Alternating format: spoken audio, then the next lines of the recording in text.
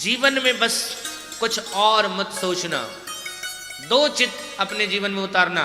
सबसे पहली बात, हुई है सोई जो राम रची राखा,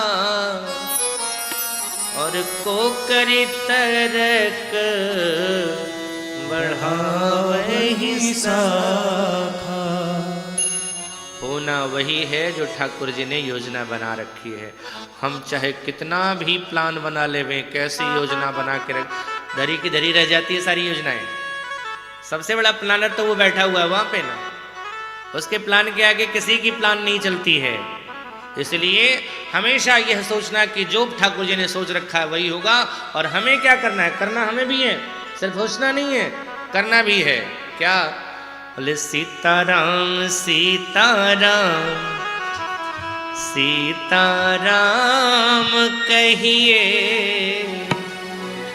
हर जहीं विधि रखे राम ताहि विधि रहिए। सीताराम सीताराम सीताराम कहिए, जहीं विधि रखे राम ताहि विधि रहिए। जिंदगी की डोर सो हाथ दीनानाथ के, जिंदगी की डोर सो हाथ दीनानाथ के, महलों में रखे चाहे झोपड़ी में बास दे, महलों में रखे चाहे झोपड़ी में बास दे। धन्यवाद निर्विवाद राम राम कहिए, धन्यवाद निर्विवाद राम राम कहिए। जाहि विधि राखे राम ताहि विधि रहिए। सीताराम सीताराम सीताराम कहिए, जाहि विधि राखे राम ताहि विधि रहिए। जाहि विधि राखे राम ताहि विधि रहिए। कर्ता कर्म जगह और समय भी सब कुछ अच्छा होने के बाद भी अगर कोई कार्य सफल नहीं होता है तो उसकी एक ही वजह है, एक ही कमी है, और वह है ठाकुर जी की कृपा। परिश्रम करे कोई कितना भी, लेकिन कृपा के बिना काम चलता नहीं है। निराशा निशा नष्ट होती न तब तक, दया भानु जब तक निकलता नहीं। जब तक ठाकुर जी की दया का सूर्य नहीं निकलता है, हमारे जीवन की निराशा की निशा समाप्त नहीं होती। विश्वामित्र के जीवन में सब कुछ है, लेकिन ठाकुर जी नहीं है। अच्छा, ये जो बाधा पहुंचाई जा रही है, किसके द्वारा बाधा पहुंचाई जा रही है? मैंने पहले भी कहा है, राम कथा सिर्फ इतिहास नहीं है। भूतकाल की घटना मान करके अगर राम कथा आप सुनेंगे तो उतना आनंद नहीं आएगा। साहब, यह कथा तो हमारी जीवन की कथा है, हमारी जीवन से जुड़ी हुई है। अगर हम देखें सद्गुण के रूप में विश्वामित्र को, और सद्गुण अगर कोई व्यक्ति साधक सदमार्ग पर चल करके कोई लक्ष्य को प्राप्त करना चाहता है तो मारीच और सुबाहु सामने आ जाते हैं लक्ष्य से भटकाने के लिए। और ये मारीच और सुबाहु क्या है? मारीच माने कपट, सोने का मृग है, दिख रहा है नहीं। कपट का मतलब क्या होता है? कुत्सित पटः इति कपट। अंदर कुछ और रहे, बाहर हम कुछ और दिखाने का प्रयास करें, यही तो कपट है। क्षमा करना, आज मुझे लगता है उस समय तो एक मारीच था, आज तो अंदर कुछ और है, बाहर कुछ और है। हम समाज में लोगों के सामने अच्छा, ईमानदार, धार्मिक दिखने की कोशिश करते हैं या नहीं है पता नहीं। भगवान के भक्त हैं या नहीं, भक्ति जीवन में है या नहीं पता नहीं, लेकिन दिखाने की खूब कोशिश की जा रही है।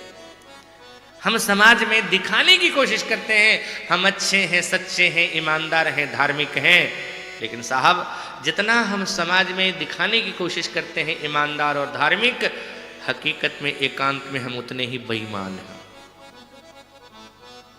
मनुष्य का जीवन तब पवित्र माना जाएगा जिसका एकांत पवित्र हो जाए। समाज में तो सब दिखाना चाहते हैं कि हम पवित्र हैं, हम अच्छे हैं। ध्यान देना एक बात का, योगी को योग में लगने के लिए, भक्त को उपासना में लगने के लिए भी एकांत ही चाहिए। और थोड़ा विचार करना, भोगी को भी एकांत ही चाहिए। उपासना के लिए भी एकांत, वासना के लिए भी एकांत। अगर तुम्हारा एकांत पवित्र होगा तो उपासना में लगोगे, एकांत अपवित्र होगा तो वासना में लग जाओगे। इसलिए एकांत पर विशेष ध्यान देना है, समाज में नहीं साहब। हमारा एकांत पवित्र हो जावे। हमने वेश बना लिया, धार्मिक चंदन लगा लिया माथे पर, क्या हम धार्मिक हो गए? जब हमारे अंदर में, हमारे जीवन में धर्म के 10 लक्षण में से एक भी विद्यमान न हो और हम कहें कि धार्मिक हो गए। विचार करना है 10 में से कोई? धृति, क्षमा, दमो, स्तेयम, शौचम, इंद्रिय निग्रह, धीह, विद्या, सत्यम, अक्रोधो, दशकम धर्म लक्षणम। ये धर्म के 10 लक्षण माने गए हैं। और सबसे पहली बात है धृति, यानी धैर्यता है। बात बात पर अधीर हो जाते हैं। क्षमावान, आज तो अगर किसी ने थोड़ा सा अपराध किया कर दिया तो पता नहीं उसके लिए हम क्या क्या उसके पीछे पड़ के करना शुरू कर देते हैं। साधु का सबसे पहला गुण क्या है? भगवान कपिल ने माता देवहूति से कहा था, जब देवहूति ने पूछा किसको संत कहते हैं, तो क्या कहा? तितिक्षवः कारुणिकाः सुहृदो सर्वदेहिनां, अजात शत्रवः शान्ताः साधवः साधुभूषण। और सब साधु का सबसे पहला लक्षण है तितिक्षा। धर्म का दूसरा चरण है ये, धर्म का दूसरा लक्षण है ये तितिक्षा, क्षमावान होना। और क्षमावान का मतलब क्या है? सामर्थ्य रहते हुए भी अगर हमने सामने वाले को दंड न दिया, उसे क्षमा कर दिया, तब क्षमावान हो। ताकत है नहीं और सामने वाला हमें ललकार रहा है, पीट रहा है, हम जानते हैं कि अगर इससे लड़ेंगे तो 2 घूसा मार करके हमारा दांत तोड़ देगा।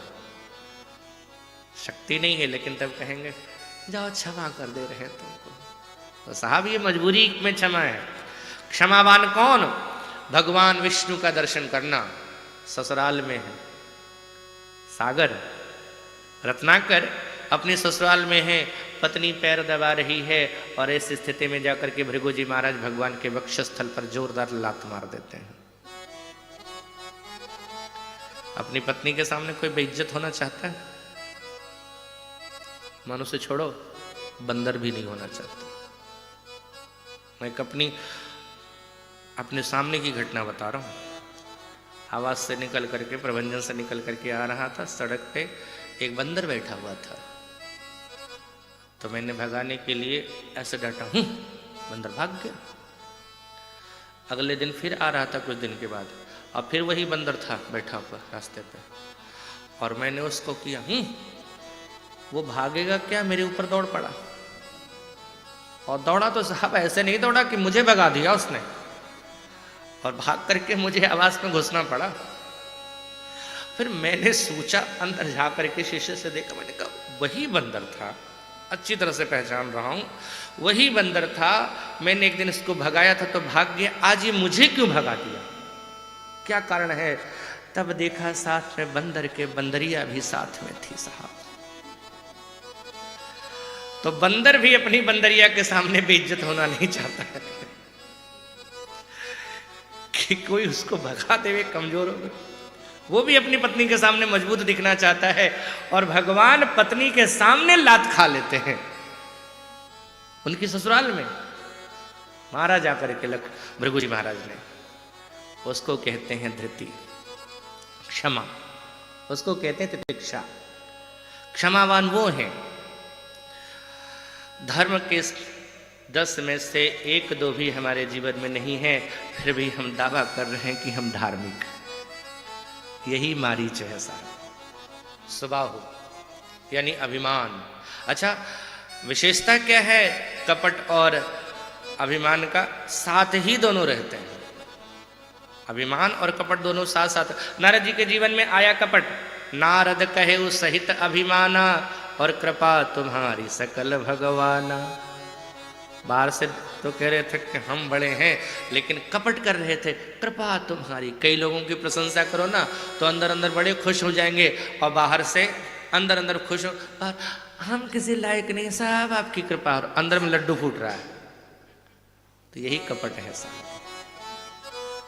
तो यहां जहां दोष आ जाएंगे जीवन में, हम कभी अपने लक्ष्य को नहीं प्राप्त कर सकते हैं।